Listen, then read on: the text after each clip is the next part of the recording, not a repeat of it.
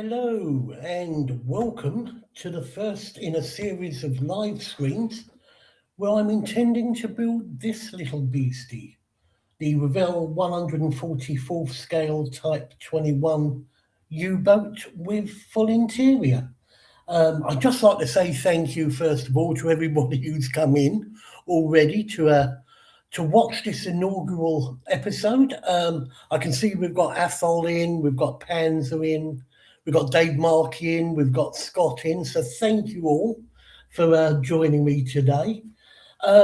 Just a brief introduction to what I'm hoping to do in this particular episode, and that is basically a quick view around the box itself, a little bit of history regarding the kit. We will then take a little look at the pieces inside the box, and hopefully we might even get on to doing a little bit of building right at the very start. So how's that? Okay, so first of all, I do need to apologise for the state that the box is in, but unfortunately Amazon in their wisdom decided to just stick a label to the front of the box and stick it on the back of the van. So the box is a little bit knocked about and battered in places, but hopefully everything inside the box is still intact, so we'll keep our fingers crossed for that. Right, brief history regarding this particular kit. It was originally tooled back in 1992 by Revell. New parts were added to the kit apparently in 1993 and 1995. And this particular boxing of the kit is a 2011 boxing. And we have a kit part number of 05078. So if anybody is interested in picking this kit up, have a look under that particular kit number and you should be able to find it. You might want to hold fire though until you've actually seen what's in the box. Okay, so just having a quick look around the box. On this side, we do have some pictures of completed sections of the kit. There we go. Engine bay, workroom. And a lovely picture of the back of the boat. Nothing else on the other sides really, other than a brief history of the kit itself. Just down here, the particular U-boat. But that is basically it, and the usual Revell advertising gumph on the back of the box. There you go.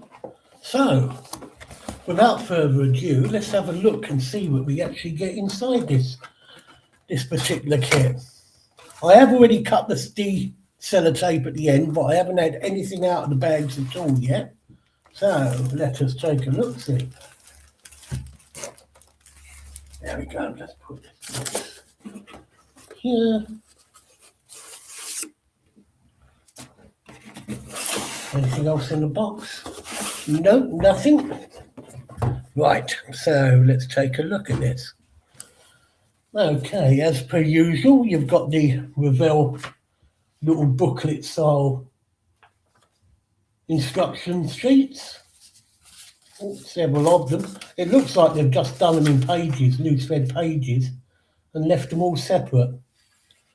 So, obviously a Sprue guide on that page. Bits and pieces regarding the conning tower, I believe, on that section.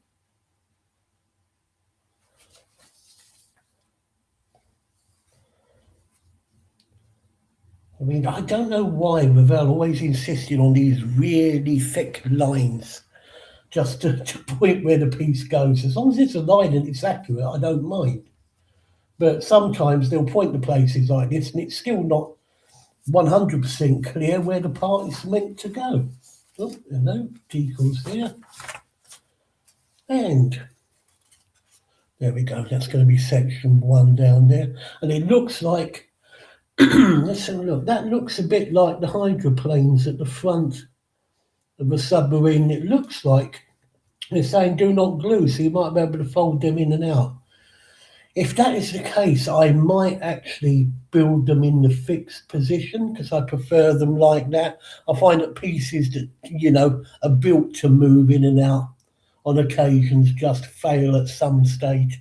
And I would rather have them sort of like sitting in a fixed position. I did notice Athol said right at the very start of chat that he wouldn't feel comfortable being in a submarine with a clear side. I don't think this is particularly accurate. It was something that the Germans were intending to do with their U-boat subs, but I fully get where you're coming from, mate. There we go. So it looks like sort of just about 3 pages of instructions. What do we have here? There we go. The usual safety warnings with regards to doing the particular kit. For instance, if you've got a working prop, don't stick your finger inside it, that sort of thing. Although none of us know anybody that would do something like that, do we? Really? Oh, here we go. And we have the decal sheet. It looks quite basic with regards to the details on it, but I suppose when you consider the age of this kit, you can't really expect them to be sort of on a par with those 3D kits that you see these days, 3D decals, but I don't know, they look workable. I have noticed they have left a particular historical symbol off of the flag that goes onto the kit, so I will either replace that with one that I've got in my stash, or alternatively I will leave the flag off altogether. We'll see as we go along with that. And we also have a little sheet of paper pennants as well. Whether I would use any of those or not, I don't know. But there we go. So that's the instructions and the decals a brief glimpse of. Let's see now. Let's see if I'm capable of opening a plastic bag. Because apparently some people do struggle with that, but we shall see.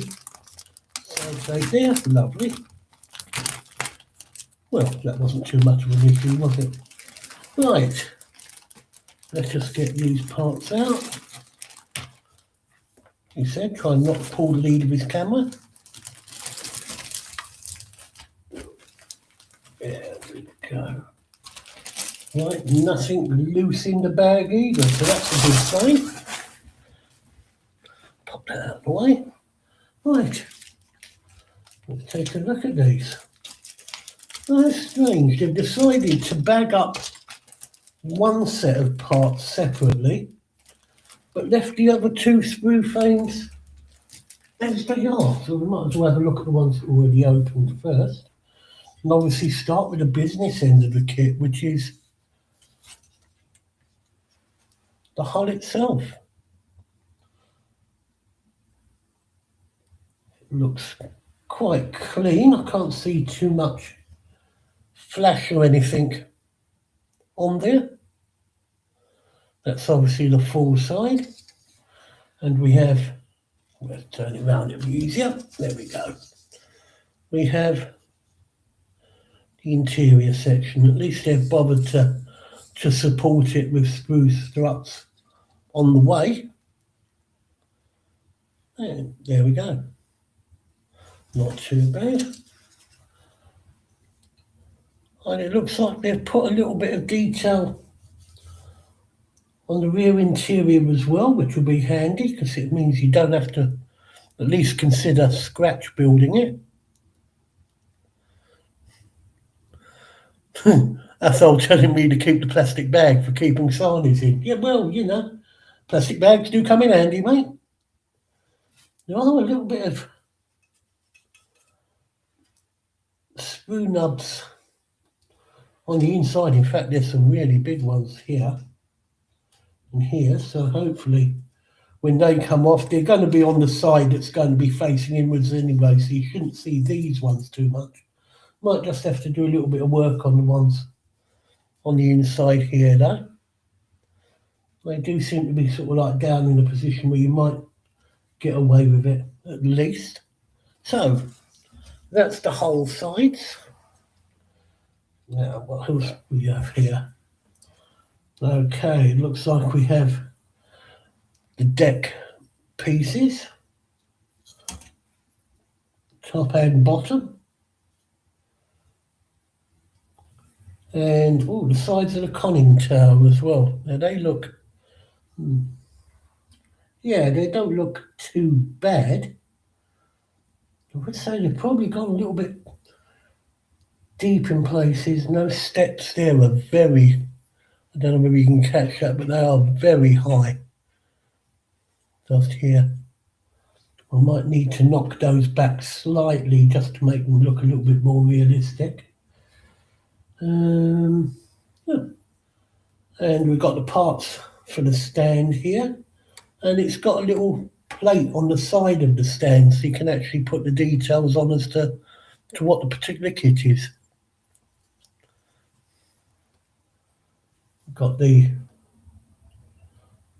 props on there. They're looking okay. Not a great deal of flash that I can see around any of the parts, which is always a bonus.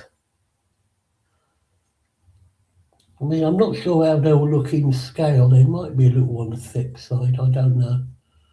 Well, we can check that out as we go along. And obviously diving vanes at the back as well, in two parts. Well, yeah, that doesn't look too bad really. So, onto the plastic bag. Boing.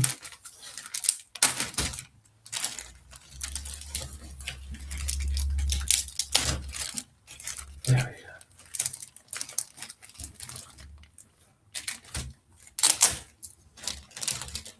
Oh, it's like Christmas.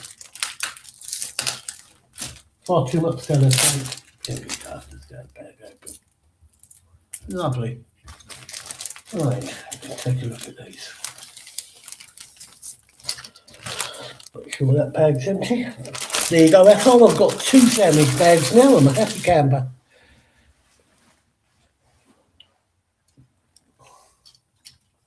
And so what do we have here? Okay. So we have some, if I move that one out of the way a second. So there we are. We've got ladder sections here. So the pieces look quite clean. I don't think there's going to be a lot of cleanup involved in these parts. I think looking at things, obviously with a full interior, the hardest part is going to be making sure that once you've got the interior sorted, it doesn't foul the joining of the 2 whole parts together. That's always a bit of a nuisance when it comes to interior kits. But yeah, you've got a series of torpedoes there. Other plates and bits and pieces. They look like the turbines for the motor.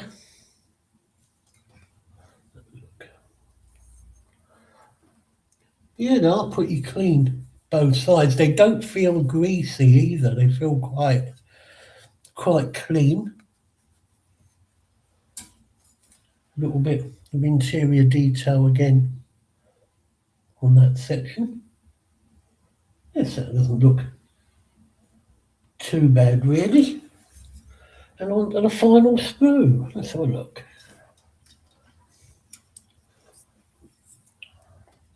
And again, we've got various bulkheads to separate the different compartments. More of the bulkheads and flooring involved. And what looks to be like a pair of engines. Not a great deal of detail on them, but you know, you can't really expect that on a really cheap kit like this, to be honest, and also a kit of this age, really.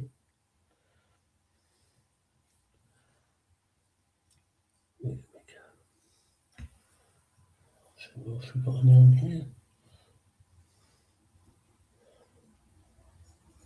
As I say, yeah, the parts are looking quite clean. A lot of detail on the back of these parts here,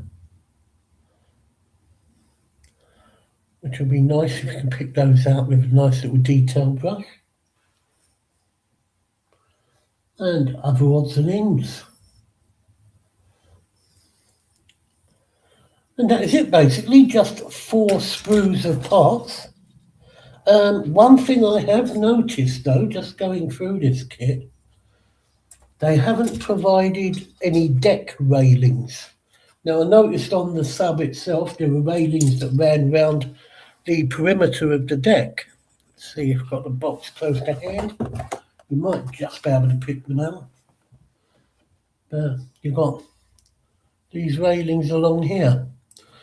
So, depending on how the kits go together, I might either buy some aftermarket parts and put those in, or alternatively, I might even look to scratch building those and putting those on.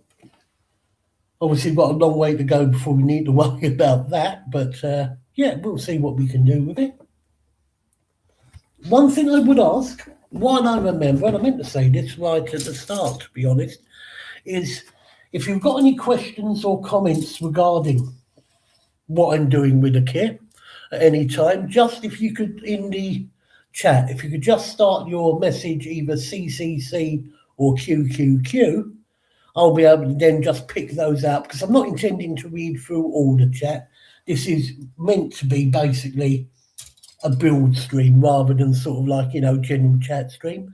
But if you want, any questions, any comments, just put a CCC or QQQ in the chat, and I'll have a look through from time to time, and I'll answer those the best I can. My usual answer would be, oh, I don't know, but I'll do my very best. One thing I've noticed from Dan, do it, Graham, go down the PE route for markers. Well, yeah, I suppose I could, couldn't I? Just to wind him up.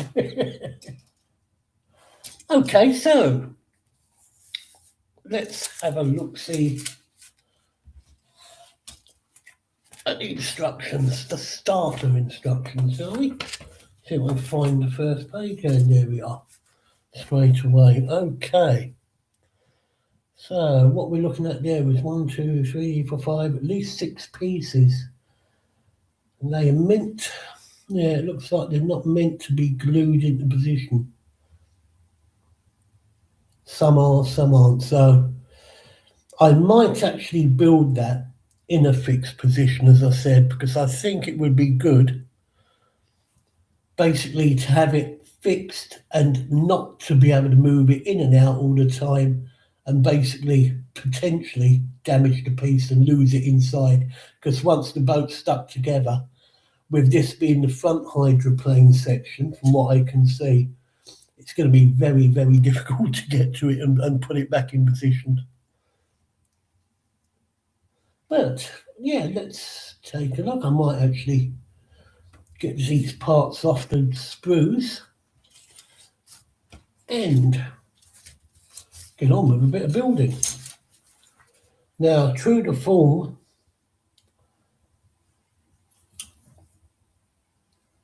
with Revell, the bits all over the place. But let's have a look, see.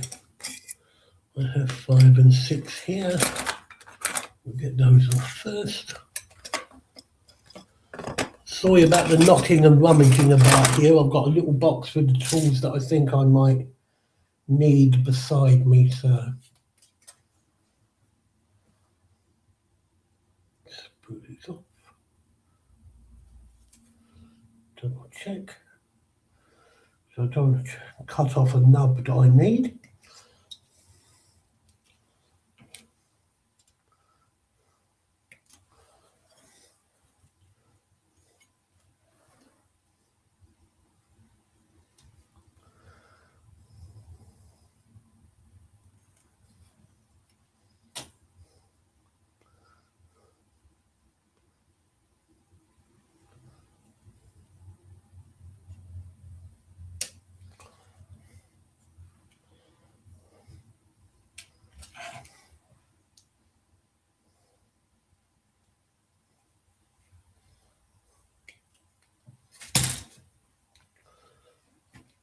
Okay.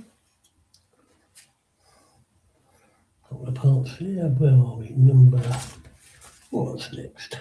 Number 8. That'll probably be somewhere where no one can find it.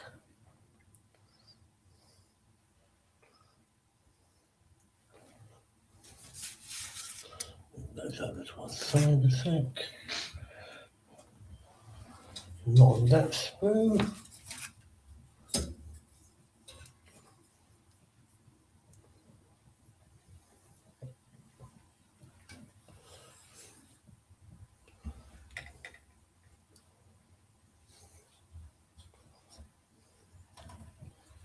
Not on this sprue either, from what I can see. Okay. Let's have a double check through.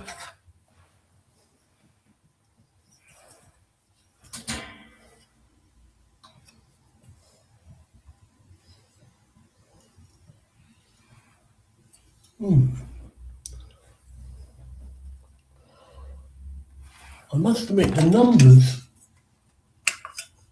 on these sprues are all over the place.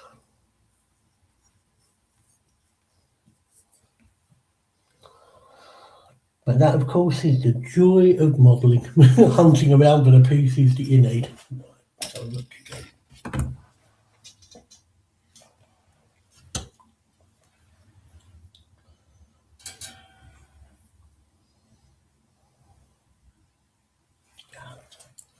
Look at that. There we go. Cut that piece off.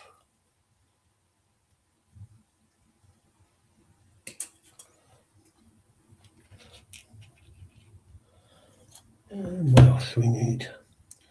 Okay, 2 parts number 7.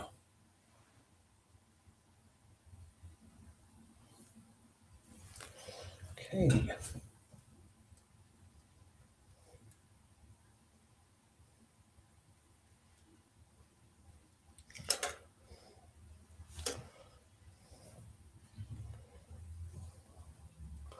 My apologies if I'm slightly out of camera cutting these parts. They are just a little bit awkward to get the sprue cutter into efficiently to get them off if I'm doing it sort of like at arm's length, which I would need to get underneath the camera. So number 4 was the final section. There we go.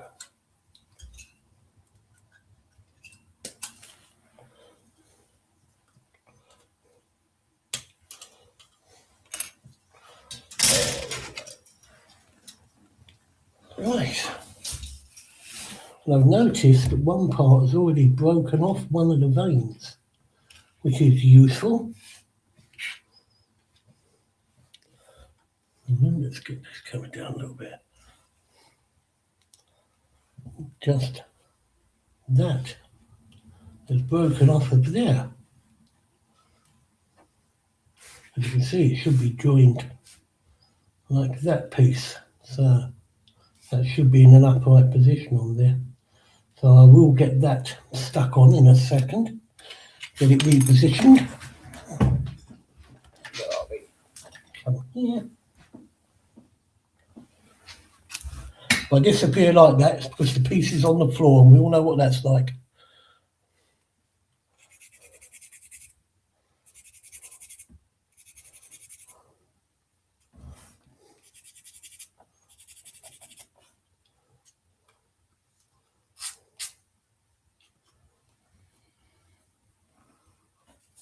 Well, the plastic seems to be standing quite nicely.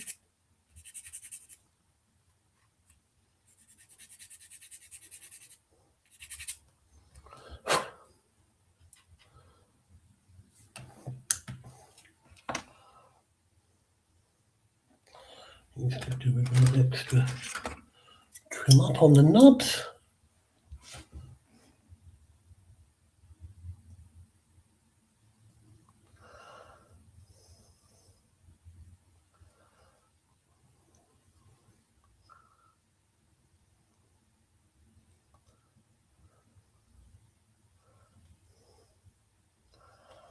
I put a brand new blade in my scalpel just so I can potentially cut my finger off for you, give you guys a little bit of entertainment.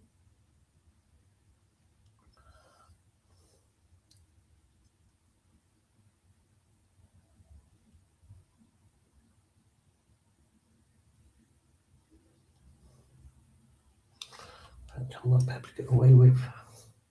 Up off there. Better. Right.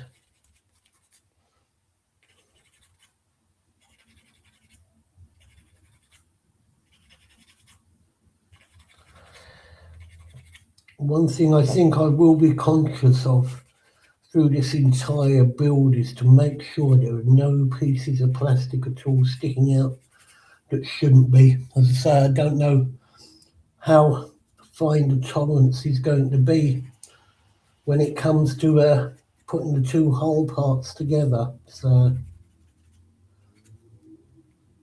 to make sure there's no extra plastic sticking out anywhere is probably going to be for the best, I would think.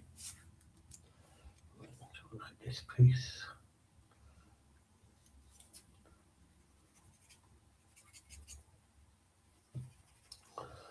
This is going to be on the internal, so I'm not worried about it being too clean as long as it's flatted over.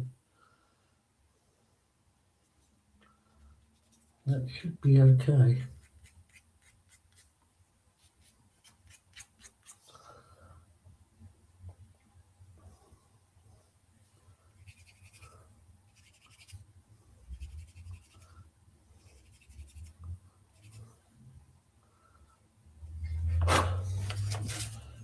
Move it a little bit.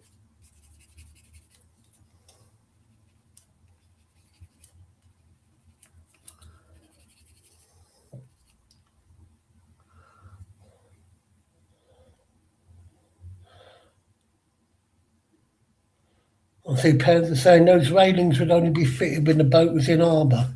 Compact, they would cause drag and be noisy on. Yeah. I suppose, they would play like guitar strings underwater, wouldn't they, I suppose? Yeah, good point, mate, good point. So, of course, if I'm doing it as an out-at-sea ship, don't need to put those on necessarily, and I wouldn't need to worry about the pennant either. Harry Marwick just popping in, I see. All right, Harry.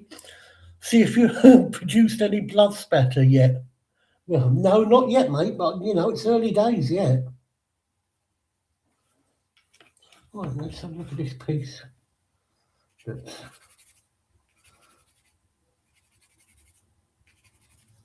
Pardon the expression, cracked off.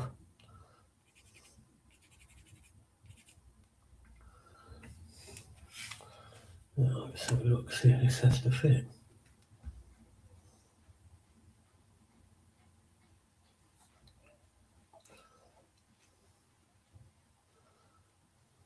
Right, okay. I think I see what we need to do here.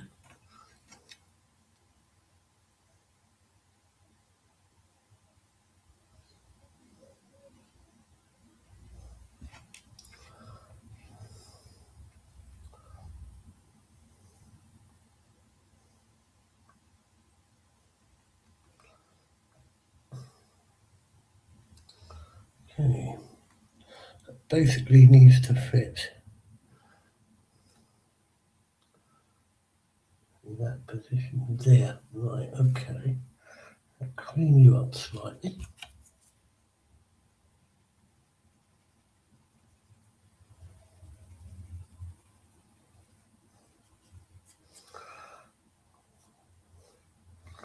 I hope you guys appreciate the fact that I've actually gone to the trouble of turning my cutting mat over so it's a bit cleaner than it normally is.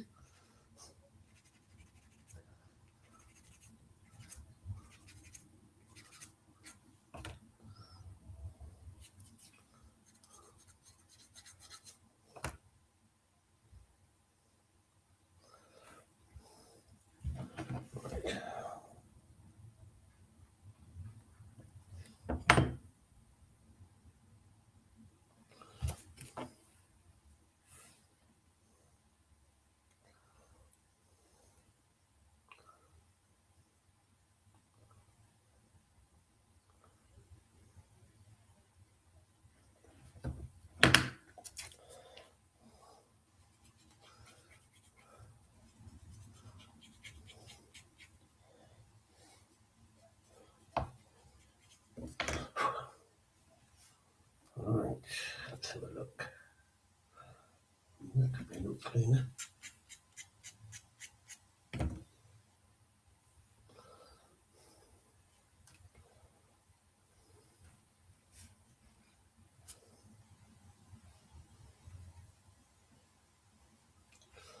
So there's going to be a reverse of each other. Right, okay.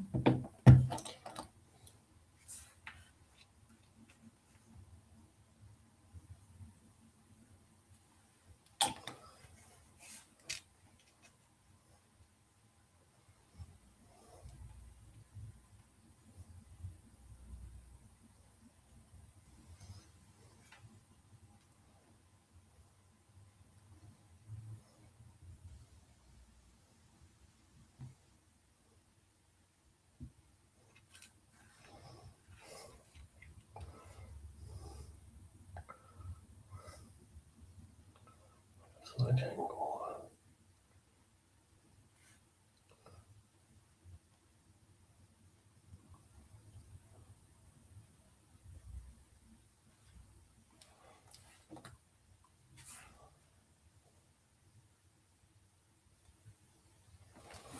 There we go, give that a second.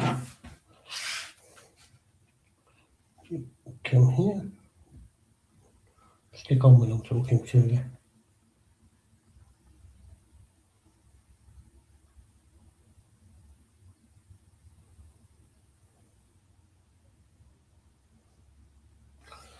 Okay. These two cleaned up.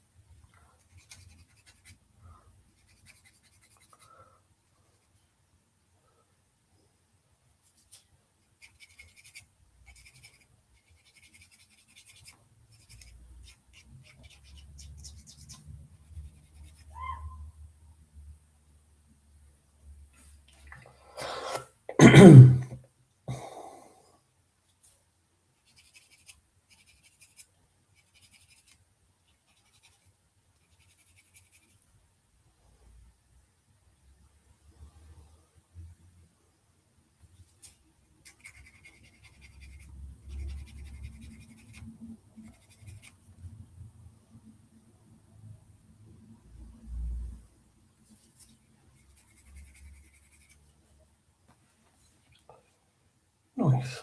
Right. Those parts cleaned up. So we can start considering assembly. I'll just give that another second to dry, but we've got those there.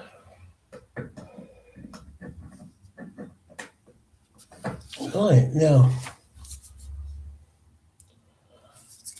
having a look at the instructions, they're saying you immediately then fit that hydroplane straight into the hull of the ship. Now, if that is the case, I may well have to consider prepping the outside of the hull first and getting a paint down on the hull sides. So, yeah, so I think it's going to be a case of I'm going to build this section up first, then I can test fit it to the inside of the hull, see how it fits. If it looks like it's a decent enough fit, I will then look at getting the hull painted up. I'll do that off camera, off stream, but I can move on to starting to get some of the other parts completed as well. But yeah, we'll get this together. Make up that looks like possibly the rudder section there. Then I can move on potentially and put the two propeller vanes on together, get those done. Because I say, it looks like it's not very long into the build before you start actually getting into the hull section itself.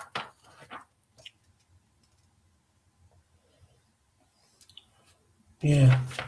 Right, okay, so what we'll do is we'll look to get this section together first. Then I'll get on to doing the vanes, the rudder and the vanes anyway.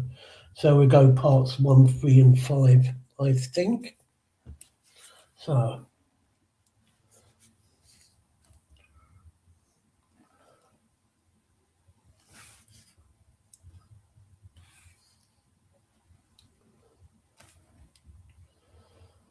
as I said, I think I am going to do this in a fixed position. I think it's probably for the best, considering how delicate they might be should leave them free running.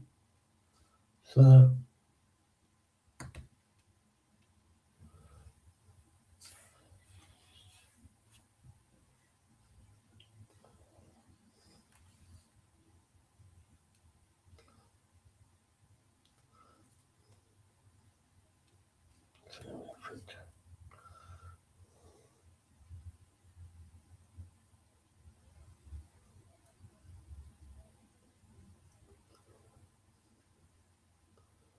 okay.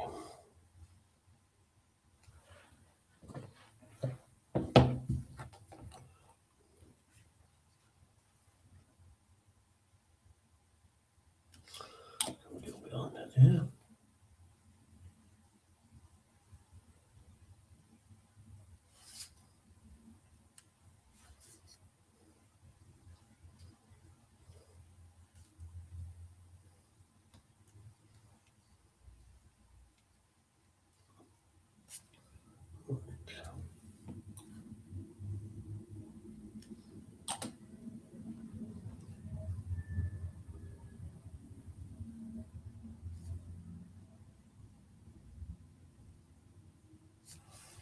That's approximately straight.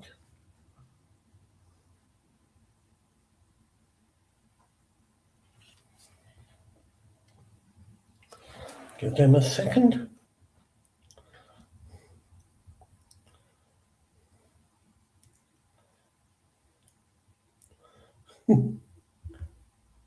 Let's have a look.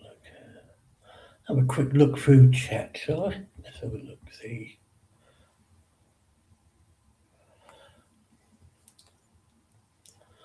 Oh, it's really good to see so many people in, guys. That's much appreciated. You know, every little bit of support helps.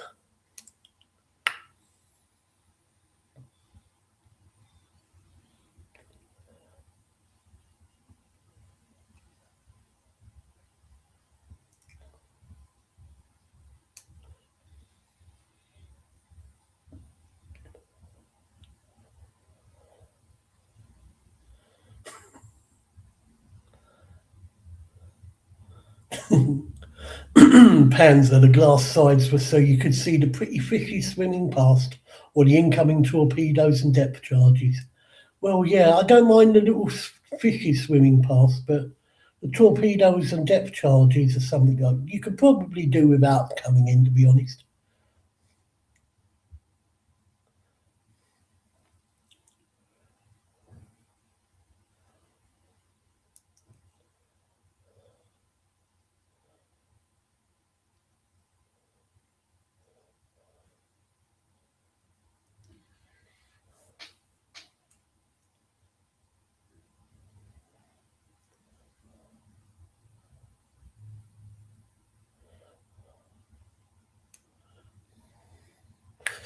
Let's have a look. Pans or a clean cutting mat means we get to see the blood better. Oh, don't worry, mate. Yeah, I mean, there's bound to be some, isn't there? Mr. Levening Thinner, yeah, this is true.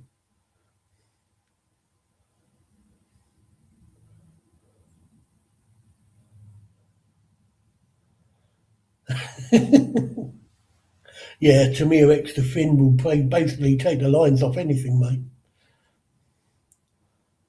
And that's what I'm saying. I heard green stuff is no more, gone into liquidation. Wow.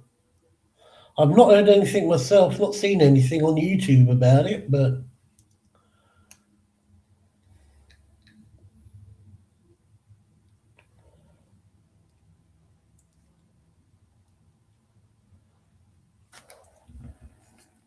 Yeah, while I'm waiting for this to dry a little bit more, just to let you know, I'm looking at possibly doing at least 2 of these live streams a week. That's the plan.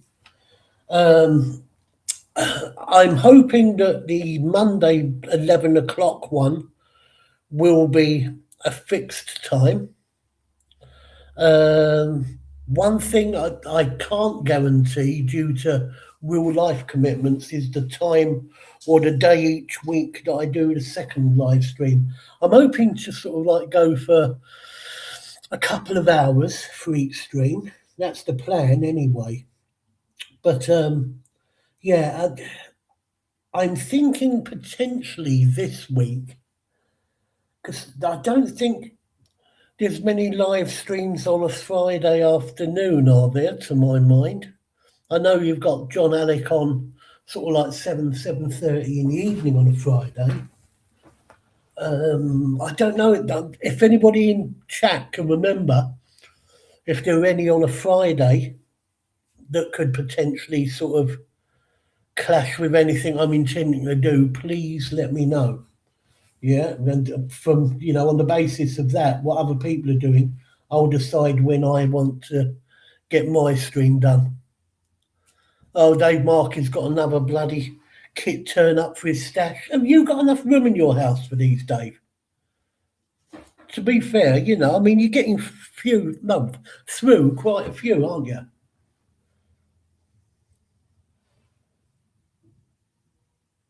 I mean, I thought I was bad, but Christ.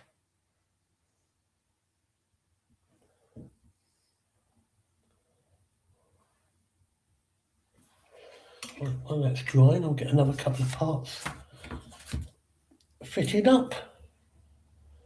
And what time on Friday? Well, I was thinking potentially the same time as today, sort of 11 till 1 p.m. Although, that's not fixed in stone. I've got a more flexible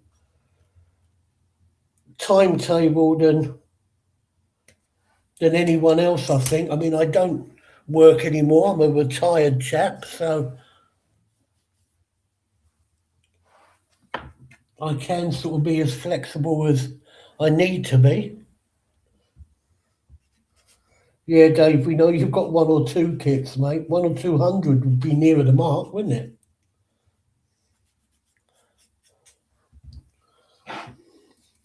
Just realised I was sat back quite merrily doing this. Nobody could see a damn thing as what I was doing.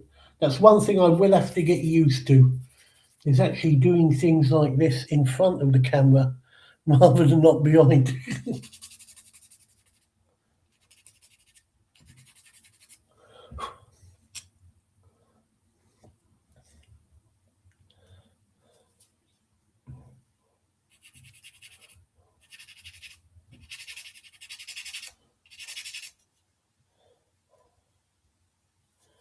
Ah, right. So Dom's streaming from midday on Fridays. Okay. Does Dom vary the length of his streams, or are they all sort of like much of a muchness in length? I mean, a couple of hours or 3 hours or whatever.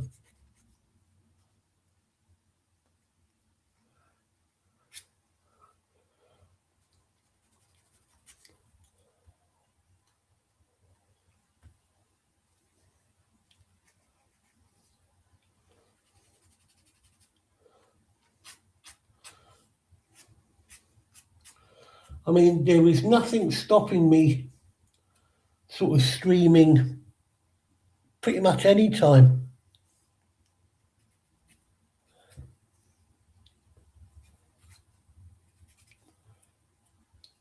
I mean, potentially I could stream, I don't know, 4:30 to 6:30 on Friday in the evening. I could potentially do the same time, 4:30 to 6:30 on Thursday, and that would then lead straight into Terry's stream.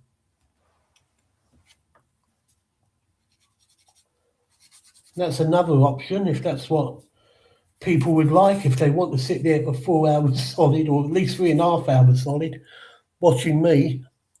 I like BB's. Oh, right, bearded veteran. Yeah, of course.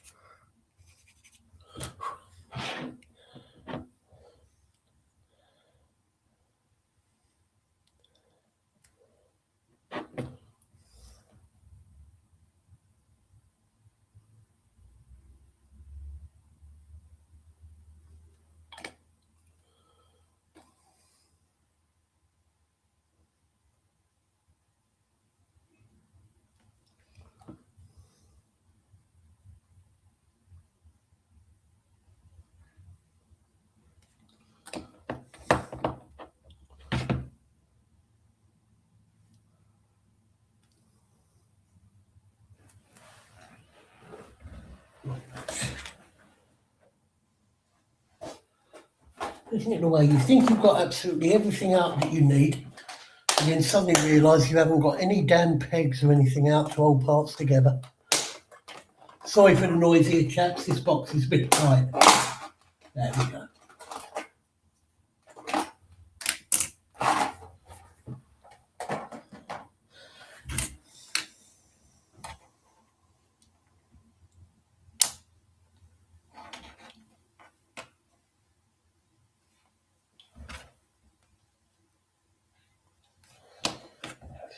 For a sec. There we go.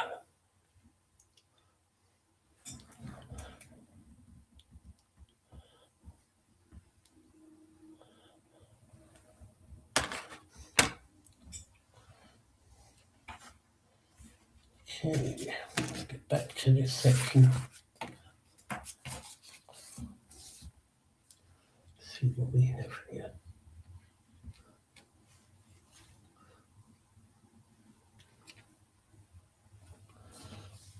Okay, so what I can see, that runs down the back of that slot normally, like that. Okay.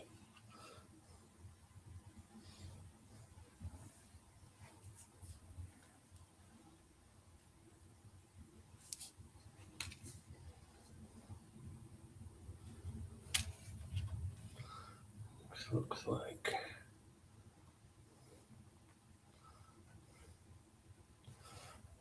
yeah, so you get that sort of effect with the opening and closing of the veins. But as I say, I think I'm going to move that into position it's in there, glue that in its place so that the veins will remain fixed.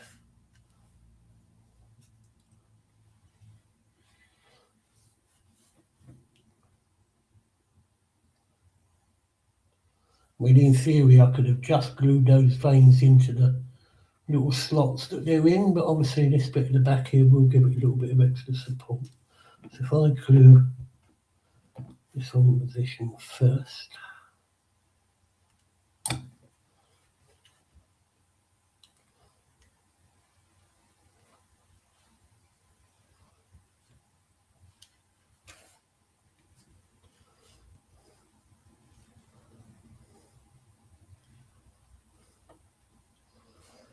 make sure that's pretty much flush.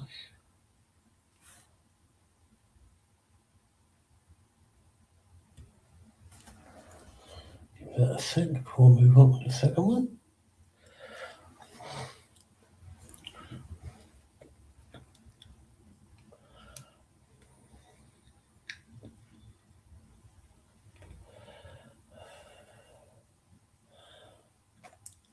Oh, that's nice, isn't it? I'm slaving away over hot plastic here.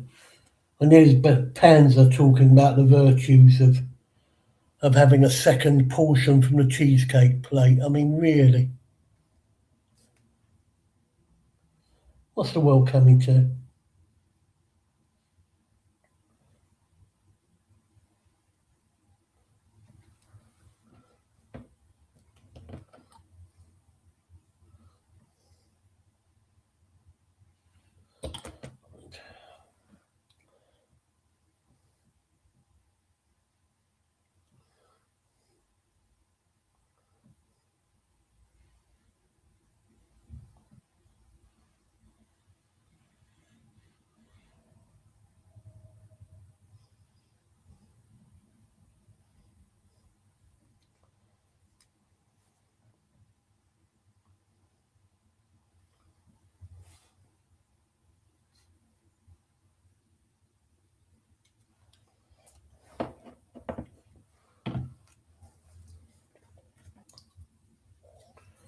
Just clean up.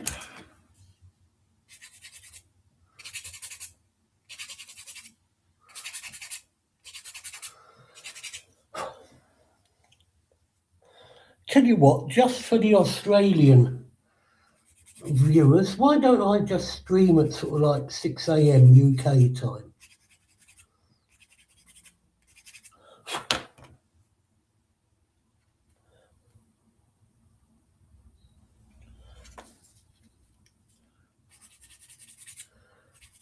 It's always a thought, isn't it, I suppose? Do an early one.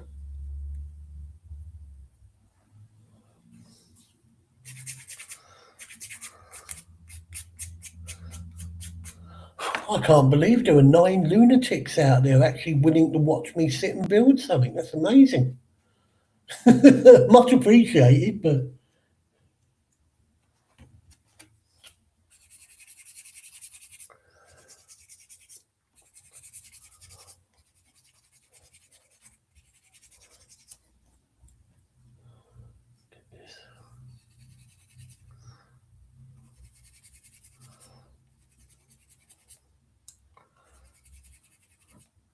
oh, I'm happy they're going together quite nicely. Don't seem to be any warpage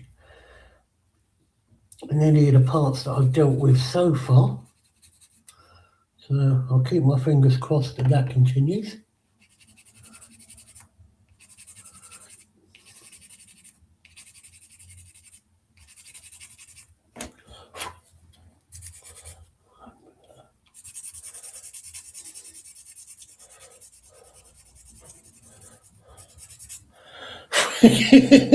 Yeah, I know I'm ignoring chat, mate. I am. I'm looking just basically for comments and questions. To be honest, you guys are perfectly capable of talking the rear legs off a donkey anyway. You don't need my help.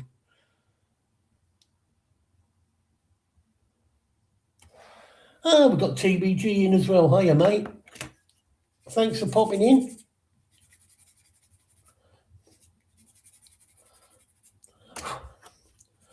I must admit, TBG is one of the guys that I quite often watch to get advice and tips, and if I'm going to do a live stream or something like that. Loving some of his builds at present, I must admit.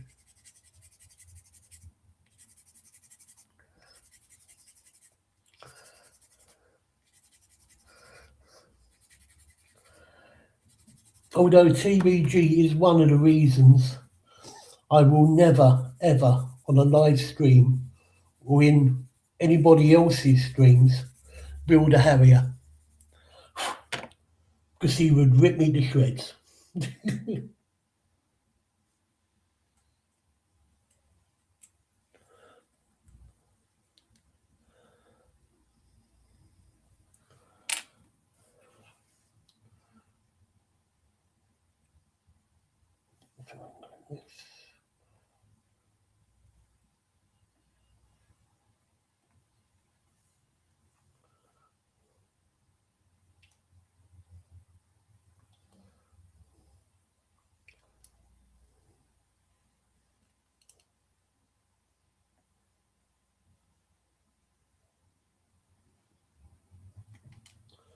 Right.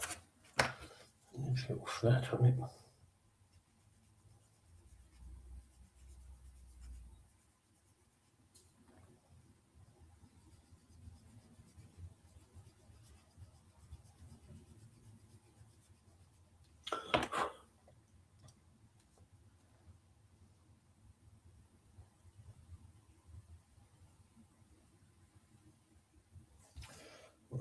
That will work.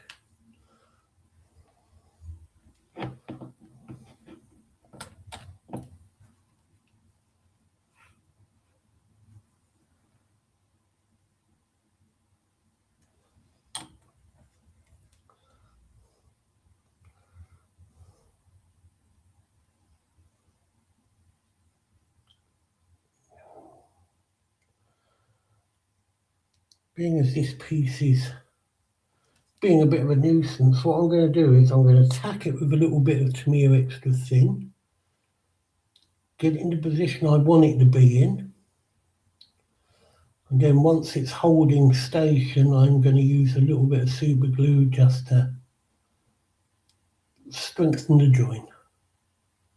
Just want to keep an eye on it to make sure I've got it in the right angle.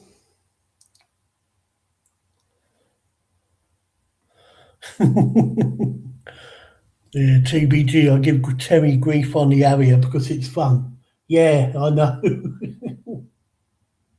I do like to hear the panic in his voice when you mention something.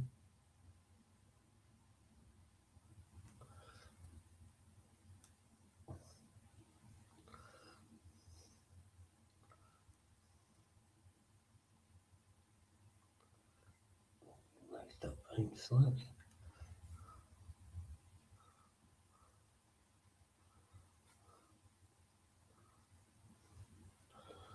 Right.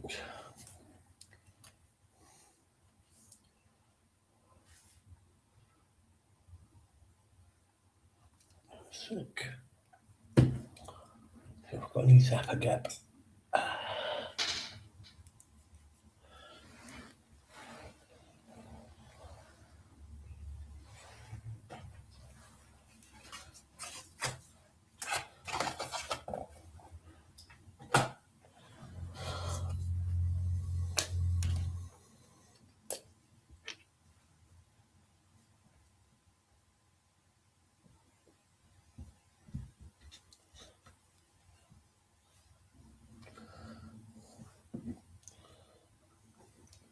Actually, what I might use is the liquid one.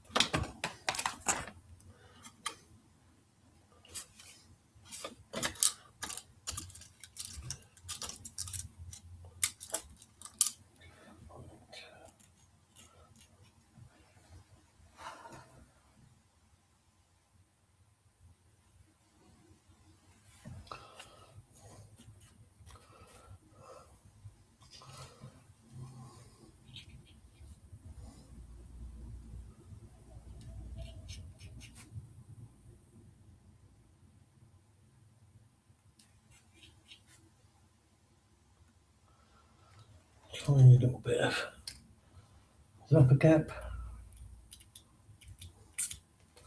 Tiny bit of accelerator.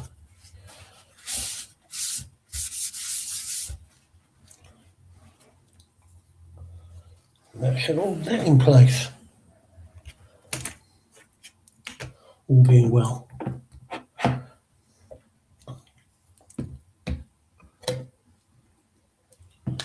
Leave the glue out. Guaranteed to need some more super glue. I know what I'm like. Bloody heavy-handed. Those parts to one side. Actually, before I do that, I might do trying a bit of glue on the inside of that section, so I don't want it to to move, I'm going to have it in a fixed position. So let me sit there a sec. Lovely. Right.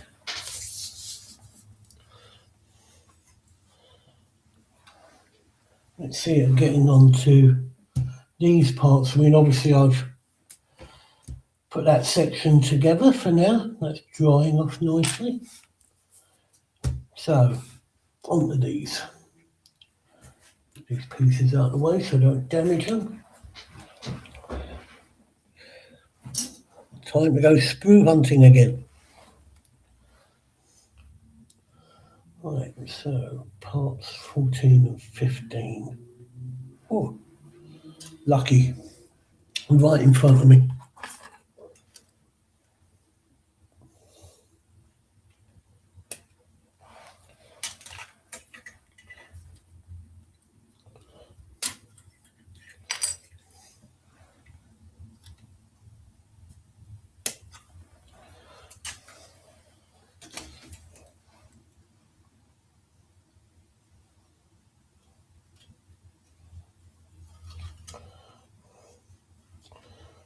So there's 14 and 15. What else do we need? 18 and 20. Right.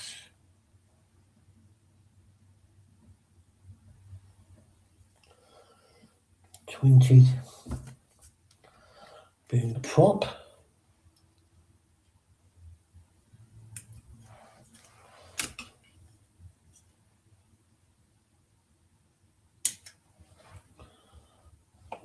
So 18 looks like an end cap to the vane. Yep. Okay, 18.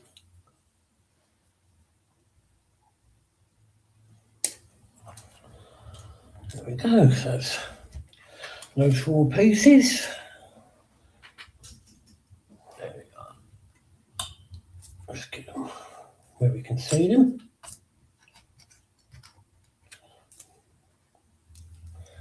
There we go. Right.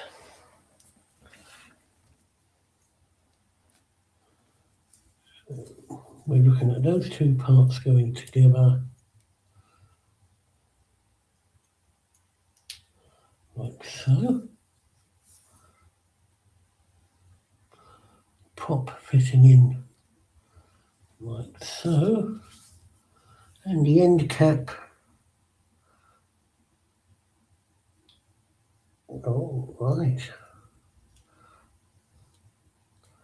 So the end piece has a little nub on it that's supposed to fit in a slot, but it doesn't look like. Yeah, it's not been opened. Let's have a look.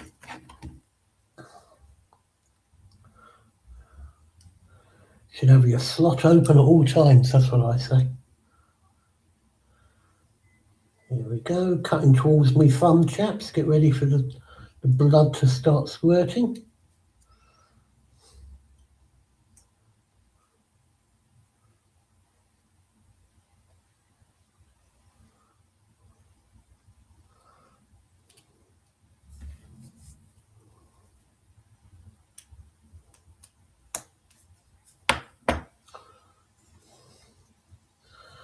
Oh, got away with it unscathed. Miracles do happen. Yeah, that fits.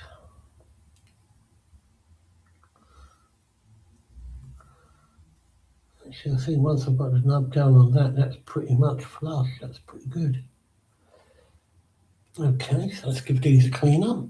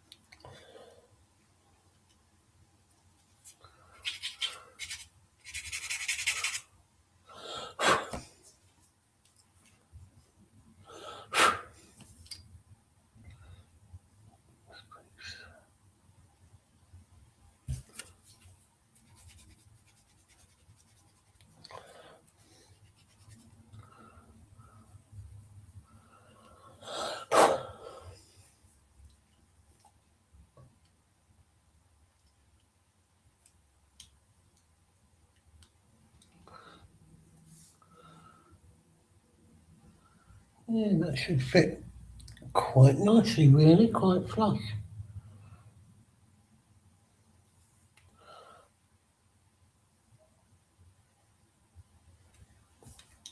Okay.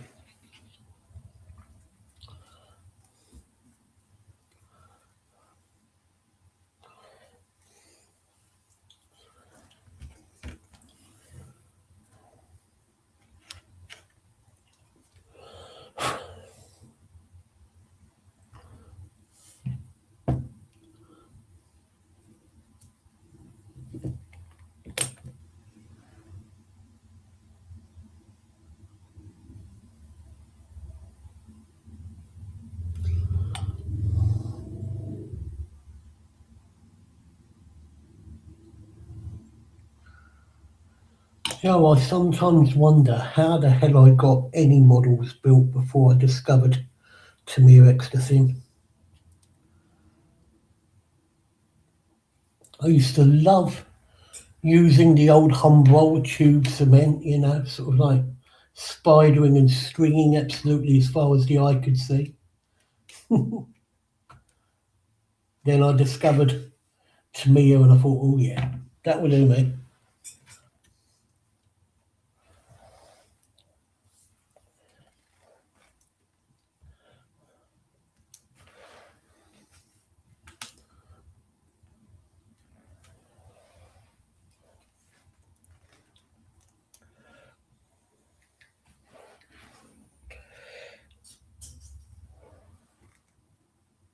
Right, chaps, I'm going to pop away from my desk for 2 minutes because I had a cup of coffee before I started this stream and it's now decided it wants to vacate. Okay, so I'll be back in 1 second. Chat amongst yourselves, won't you?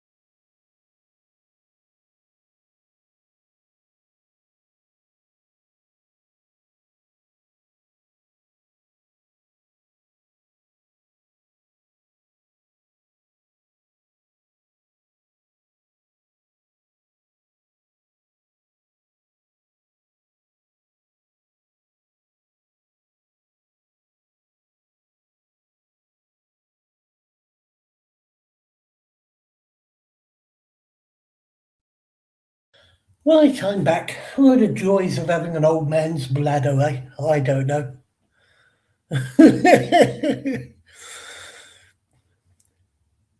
Panzer, you're not supposed to be hiding from me. Good God.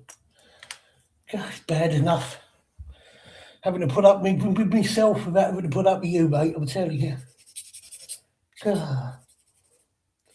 Tell you what I'm going to do in a minute, is pour myself another coffee. I've now got the room. Hey, I see Jim's in. Hiya, Jim. How you doing, mate? Okay.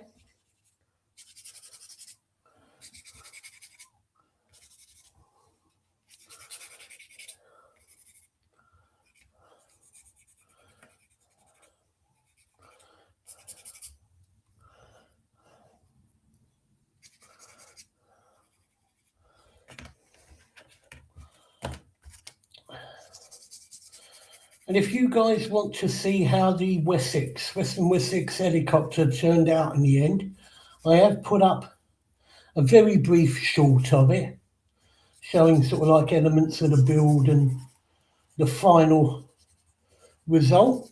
So if you've not already done so, if you want to go over and have a look, please be my guest.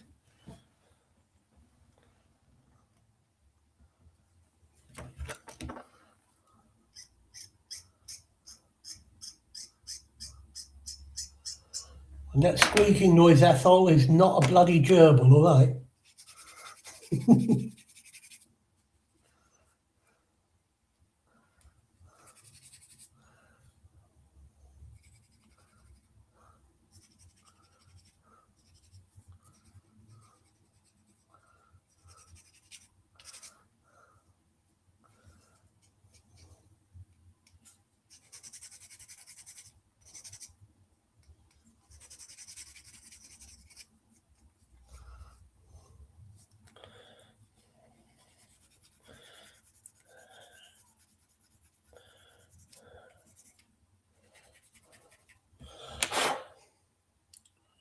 So what's the time over in Chicago then, Jim?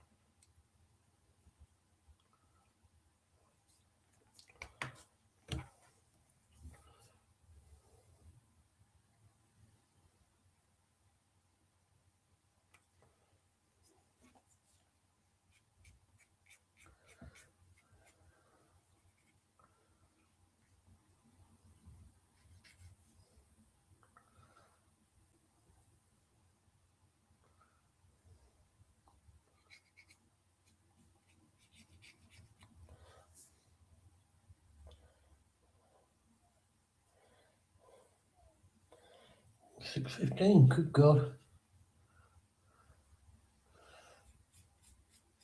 That's 6:15 in the morning, Jim. Do yourself a favour, mate, go back to bed.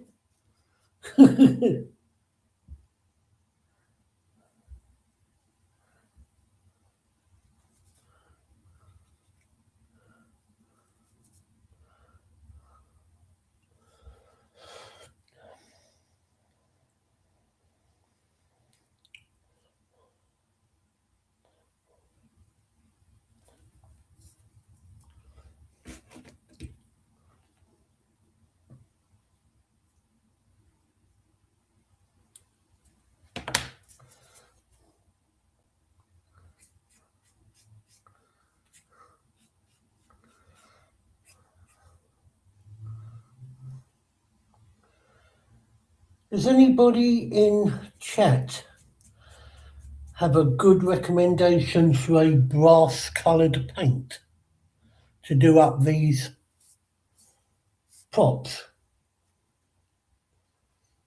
Only I've got a few paints here, a few brass and metallics, but if you guys can recommend one that you think would do the job, please let me know. I'm always willing to adapt, as the case may be. Right.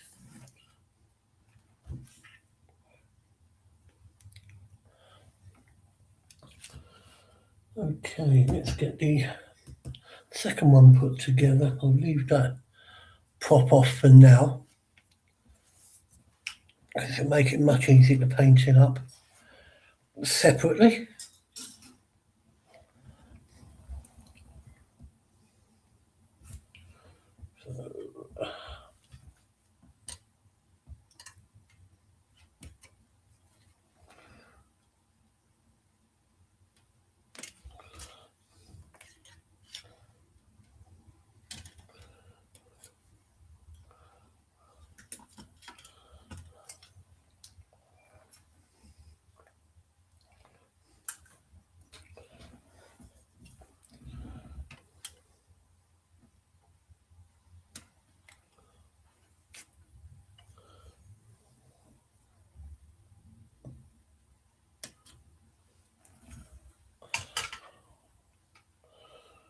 Ooh, shiny or dull brass? Yeah, good question.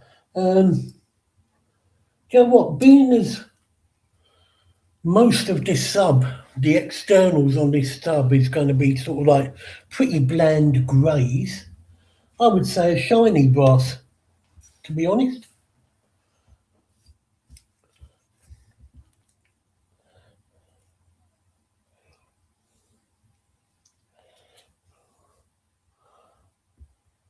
Oh, Harry, don't get me started off on more marker pens, mate.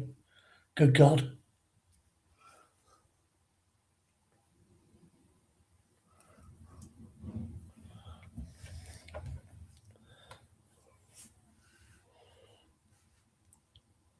Those Gillieri metallic markers, Harry, can you buy them individually?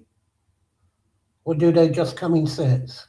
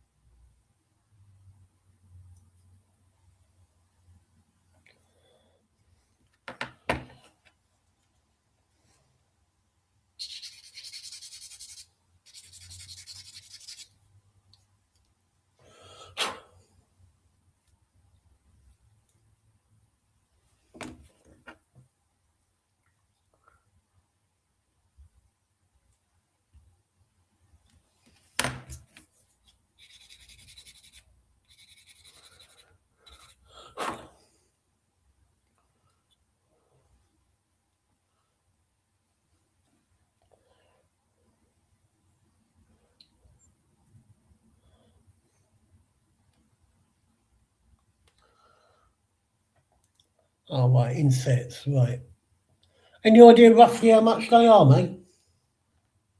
Because I might have to get some.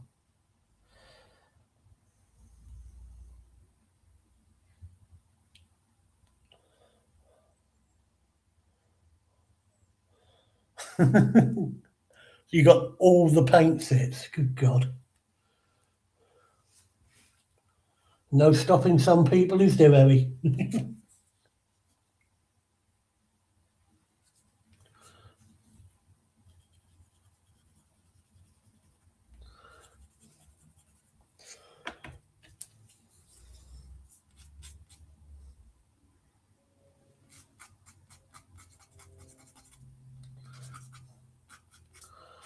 I'll say one thing about the plastic in this kit, and that is it's quite nice to sand. It's quite forgiving.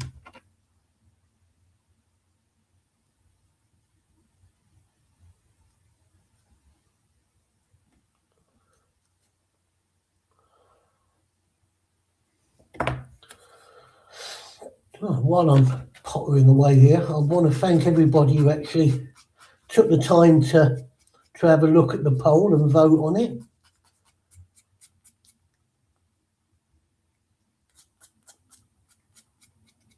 I wasn't expecting the sub to be chosen, to be perfectly honest. I was happy no matter which kit was chosen, don't get me wrong, but I thought people might have gone for something slightly different.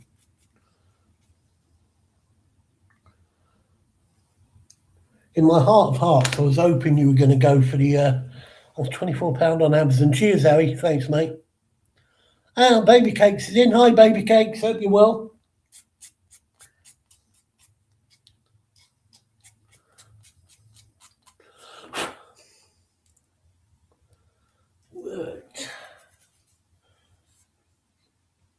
Yeah, I was kind of hoping people would choose the sock with camel, to be perfectly honest, because I am absolutely dying to have a go at a 148th World War One biplane, because I'd want to get some rigging done. I really want to have a practice at rigging. I've never really done it before, but definitely something I would like to have a crack at, to be honest.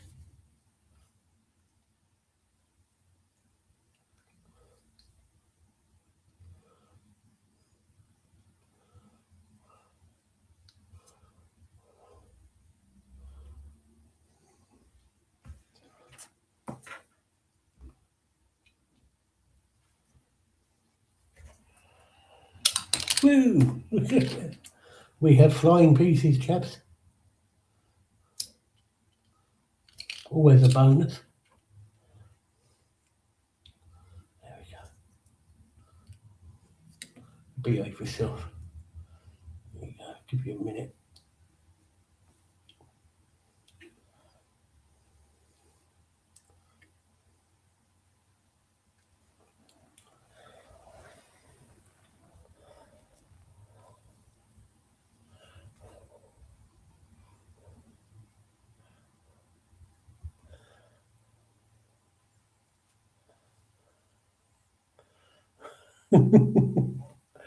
I knew it wouldn't be long before there would be some comment to Bonnie Blue in the chat. Just had to, didn't you?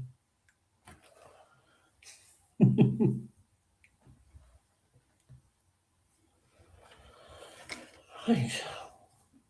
Well, those couple of bits are going off. Excuse me, chaps. I'm just going to pour myself a quick cup of coffee.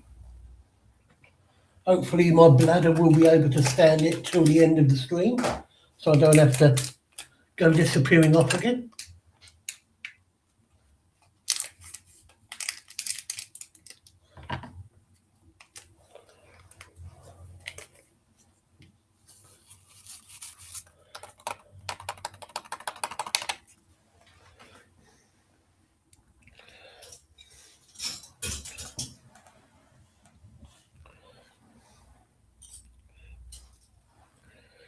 I mean, I know it's very, very early into this build, but I'm pleased with the way it's going together at the moment, the pieces. I mean, I had that one little mishap with the vane. I think it was more me being a bit heavy-handed first thing in front of the cameras, you know. I'm no movie star. Well, if I was, I'd be Lassie or E.T. probably, but there you go.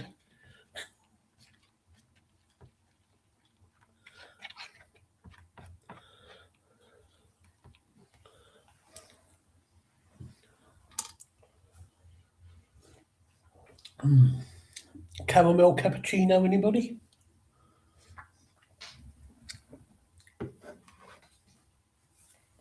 Actually, while those bits are going, let's have a look at these. Oh, typical Revell markers called out to their colours.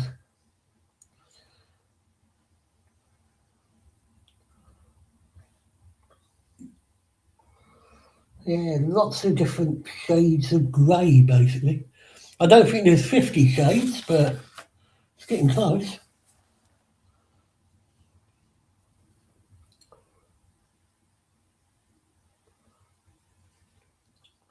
Although there's no way I'll be using Revell paints, I'll just be going through a paint converter and getting the nearest one to the brands that I like, which are generally Tamiya and Game Colour.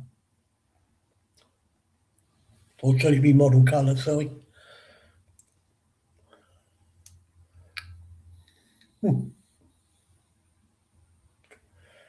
Yeah, we got Joshy in. Hiya, mate.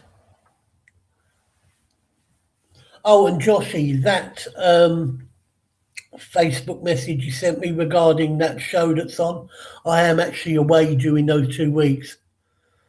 I go away on sort of the 19th of June, don't come back until about the 3rd, 4th of July, so I'm not going to be able to make that show, unfortunately, which is a git because it's literally half a mile down the road from where I am.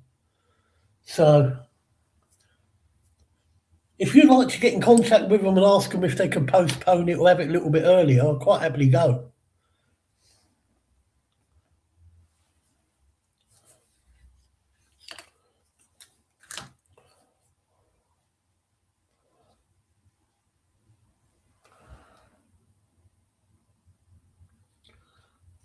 Well, those seams have gone together really nicely, to be honest. A bit difficult to see on camera, but not a lot of clean up needed on these.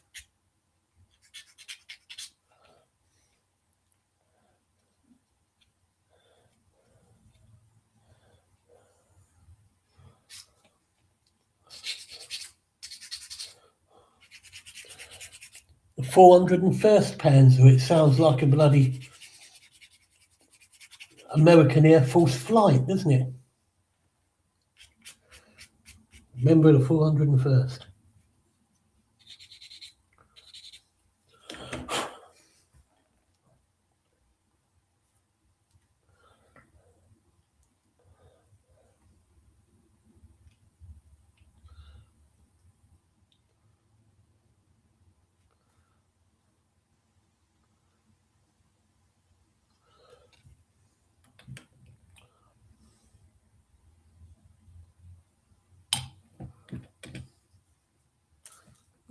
Come here. Backhanded.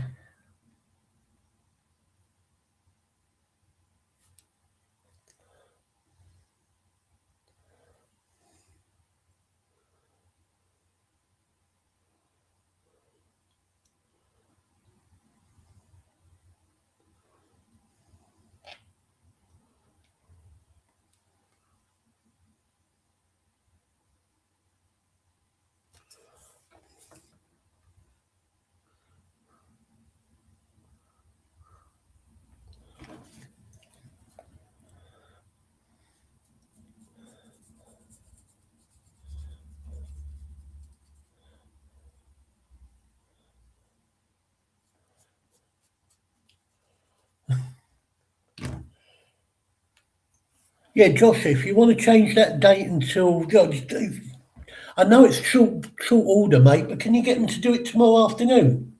I'm free tomorrow afternoon. Tell them I've got money in my pocket, so I'm quite happy to spend.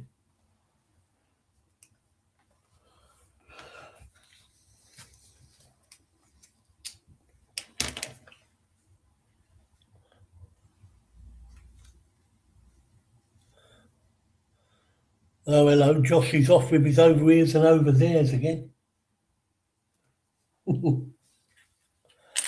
Right, so what we've done so far. Right, got the 2 propeller vane assemblies made. We've got the rudder made. And with a little bit of mucking about, we've got the front hydroplanes made. That's something, I suppose. That's a start.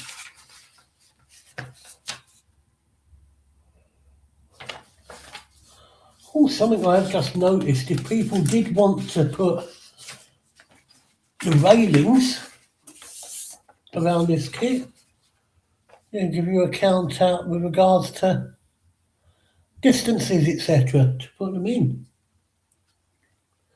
But they're saying do it with stretched sprue. So yeah, do you know what? I would definitely not do it with stretched sprue. I would do that probably with a little bit of really, really fine brass tubing. Or brass rod, definitely. I wouldn't be comfortable trying to do that with with sprue. I can see me getting in a right mess if I tried that. Right, now what I do is, as I always do with my build, as soon as I've built a section, I'll just tab it off.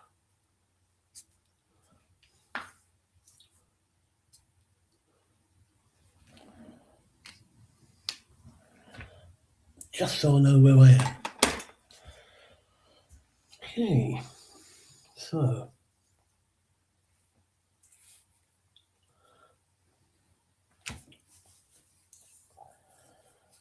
we've done ones, got that done, we've got those two done. They're saying, yeah, fit it in there. No, I don't think so, mate, not just yet. I think, I know, I suppose I could put the stand together. I do have Easy Line. I actually picked some up, Panzer, to do the Sop with Camel, should that have been the choice of people. So I do have Easy Line rigging, yeah. Whether it would be a suitable diameter, because I've bought it really. It states that it's suitable for 1/72nd and 1/48th aircraft, this being a 1/144th. I don't know whether it would be too big or not, to be honest, or not big enough. I'm not even sure where I'll put it. But I put it somewhere. Let's have a look. Yeah, there we go.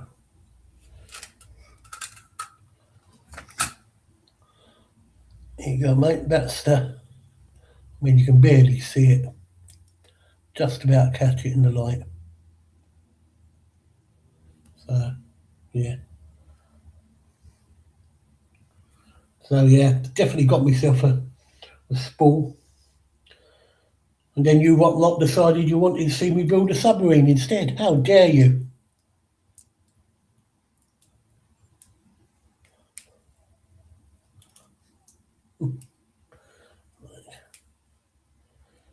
Back on the spool. Will be all day. Lovely.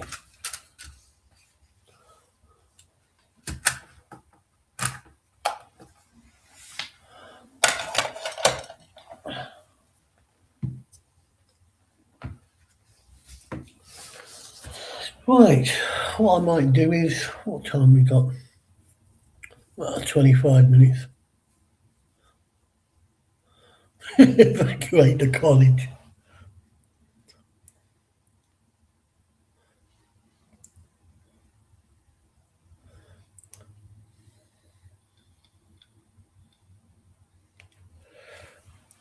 Can't you get some people in from trade, Joshy, on short notice, just so I can pick up some bits and pieces, you know? I mean, the only reason I ever go to a model show is if there's trade stalls there.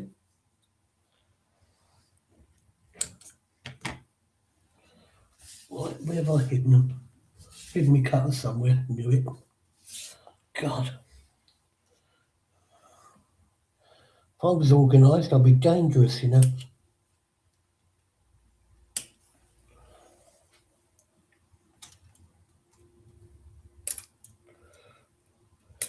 Yeah, to say, Joshy, for that 2 weeks I will be away carp fishing. So, rather than carping on about models. Anyway.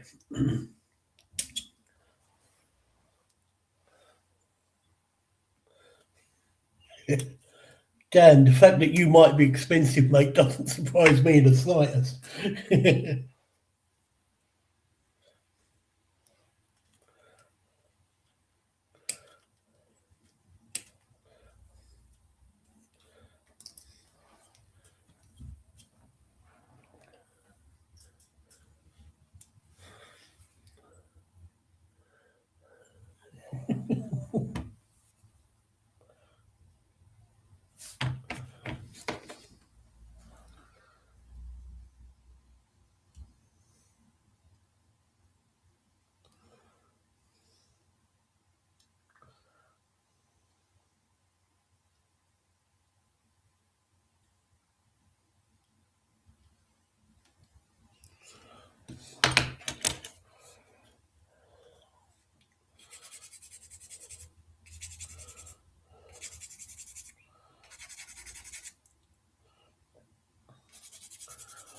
Oh yeah, Joshy, get Jad Lamb there, mate. That'd be good. I'll settle for that because I've got Jad Lamb points I could do with spending. Oh, I've said that with Panzer on the stream. I could be in trouble now.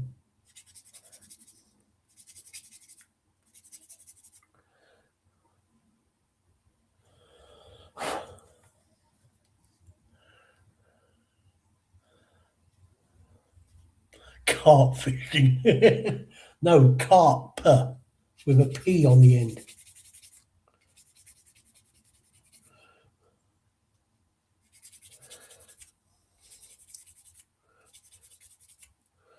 Mind you, I did go fly fishing a couple of weeks ago and caught a 4-pound blue bottle. That was brilliant. That was.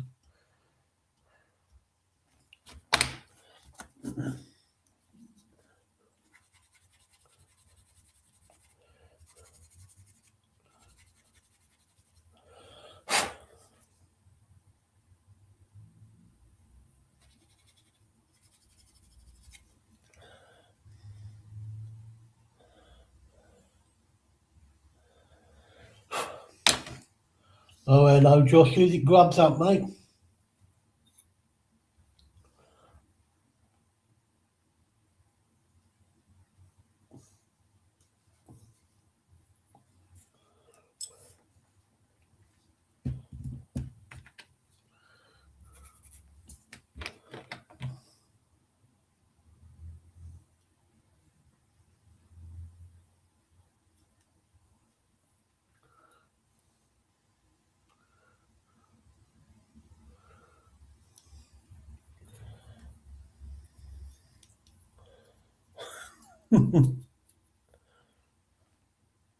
Yep, Joshy, know where you're coming from, mate.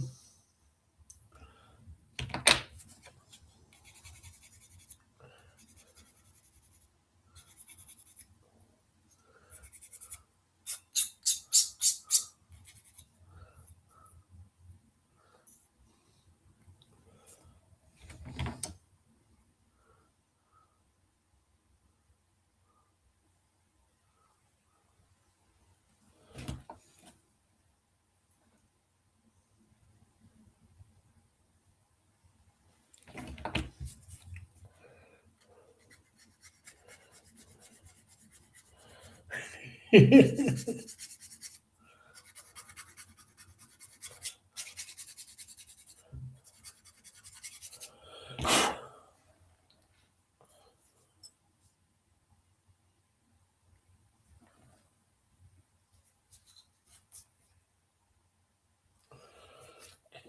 that's a good idea.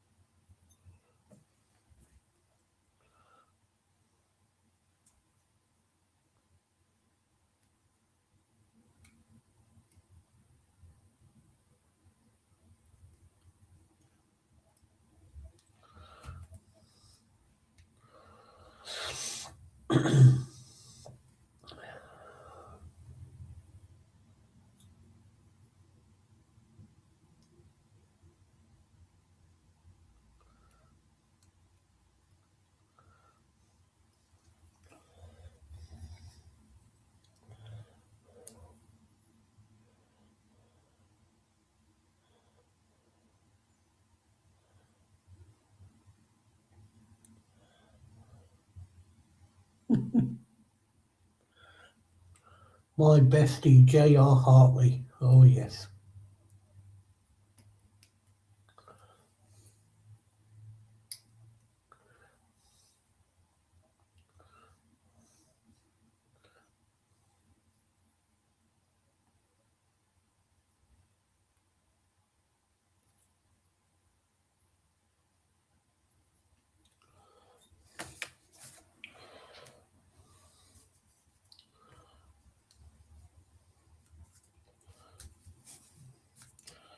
These one side a sec.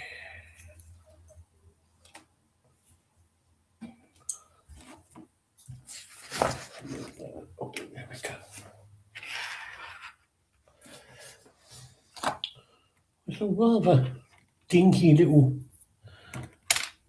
display base. It fits nice snug end fit to it. I've not even glued those in yet, and they're, you know, they're hanging in there pretty well. So then for the overall length of the sub, you know, when you're considering the size of this thing, all that, just sitting on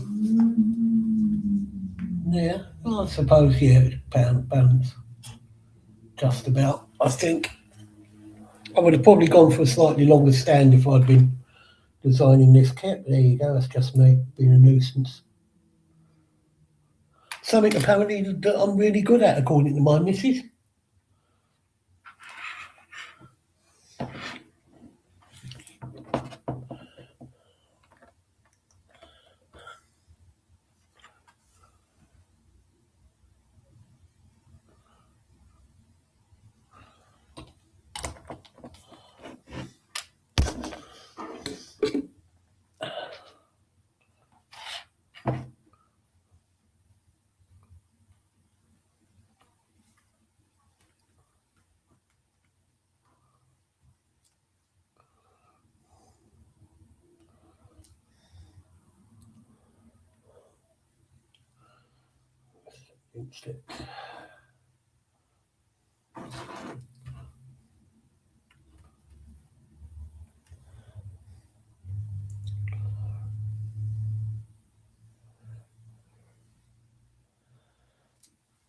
God, don't you just miss the old yellow pages for finding telephone numbers in, eh? Great fun.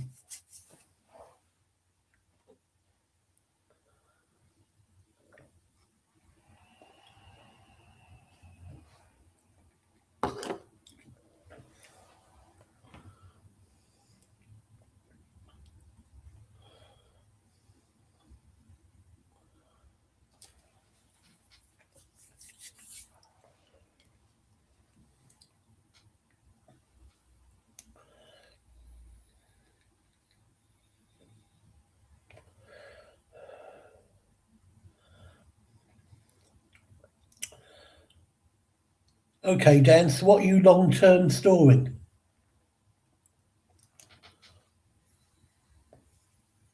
I kind of hope it's your dad jokes, to be honest, because they're as bad as mine.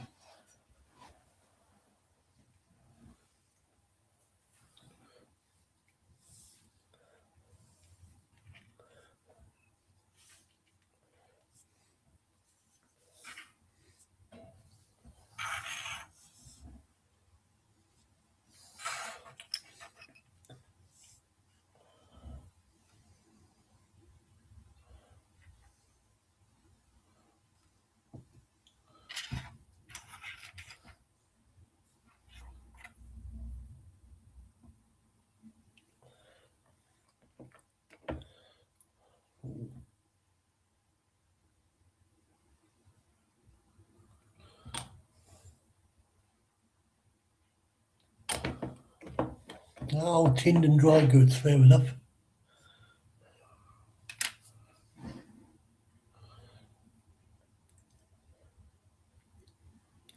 Dan used to be able to tear a yellow pages in half. Yes, so did I, mate. I used to do it page by page. I know it might be cheating, but, you know.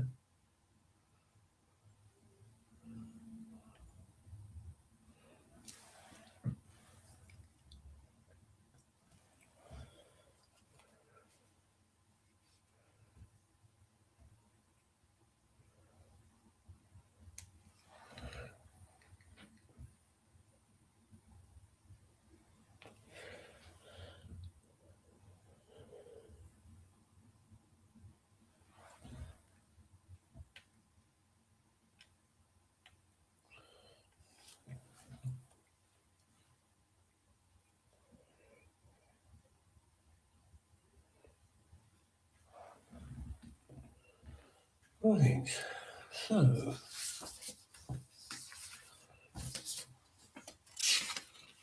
let's have a look where we've got up to.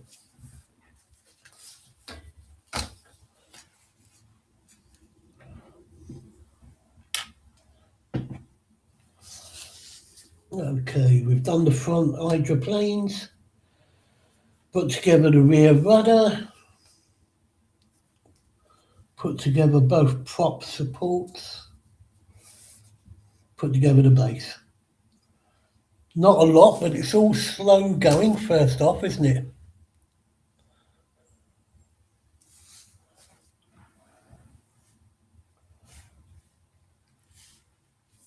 Well, it is when I'm doing them anyway, so tough.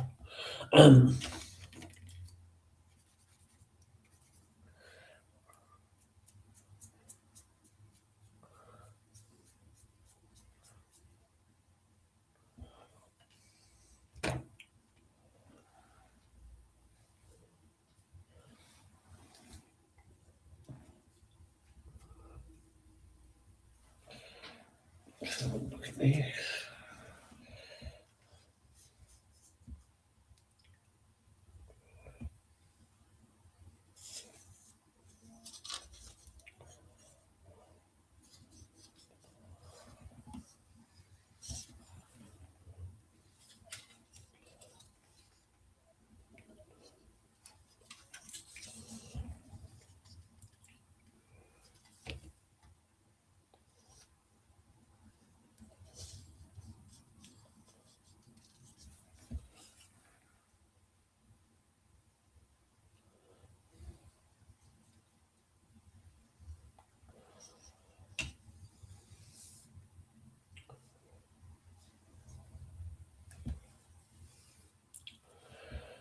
Right.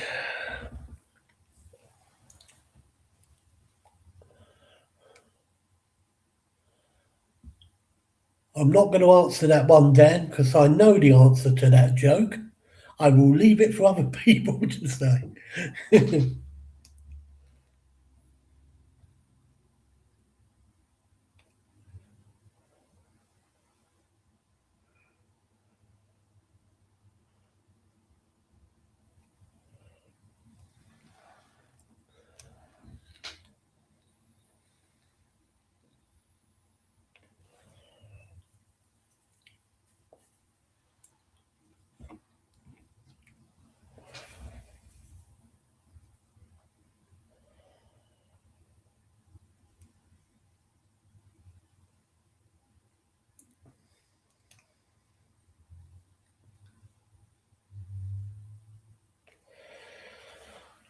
Am I right in thinking that JC's Bricks and Builds or Carl does a stream on Thursdays at lunchtimes?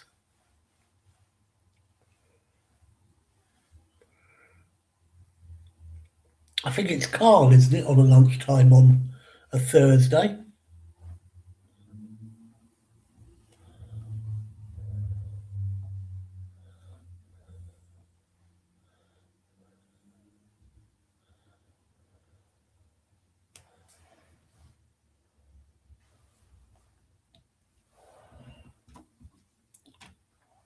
Because I might just go and do a 4 p.m. till 6 p.m. on Thursday. If Carl's on at 1, he'll be finished by 4. Thursday 1 till 3, that's good. Okay. What I'll do is then I'll put a stream invite up for 4 p.m. on Thursday, and we can continue with this build at that point. In the meantime, what I might do is get this side of the hull sprayed up ready. So inside and out, because it's going to be much easier to do that and get that sprayed up on the outside first and then put the hydroplanes into position. Because I don't want to have to try masking off the hydroplanes if I want them a slightly different colour, but yeah, I think I'll do it that way round. So I'll get this cleaned up off camera. Actually, I might as well just clean up both halves of these and get them prepped and ready. Oh, Harry, you off to work, are you, mate? Well, thanks for coming in anyway. Much appreciated. Always good to see you, and have a good time at work, mate. As good as you can, anyway.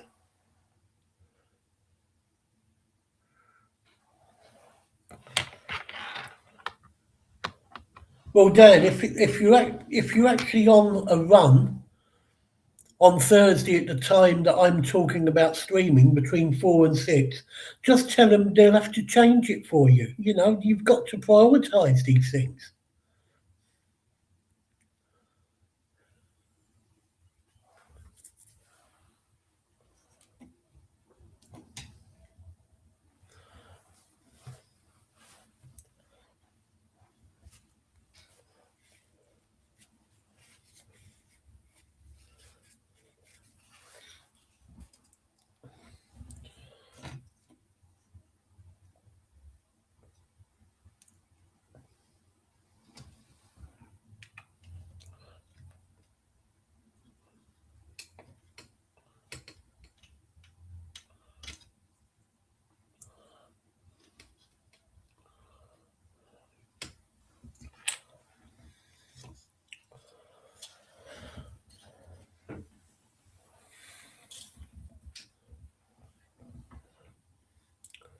Well, being as we've only got 5 minutes to the scheduled 2 hours left anyway, I think I might knock it on the head at this point. There's very little point in me getting on with other bits and pieces now until I've got the hole sprayed up, which, as I say, I'll do over the next couple of days. Um, Hang on, let me just change my camera.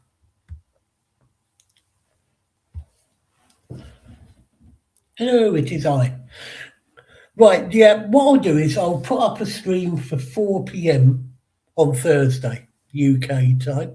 I'll go for another couple of hours. At least then people have got, if they want to come on and see my stream, they've got half-hour break before Terry starts his at 6:30. So in the meantime, thank you absolutely everybody for coming in. It's always appreciated. If you would be so kind as to put a thumbs up on the stream if you haven't already done so, that would also be greatly appreciated. And we'll see you in a couple of days' time, well, 3 days' time, for the continuation of this live build. Until then, take care, guys. See you soon.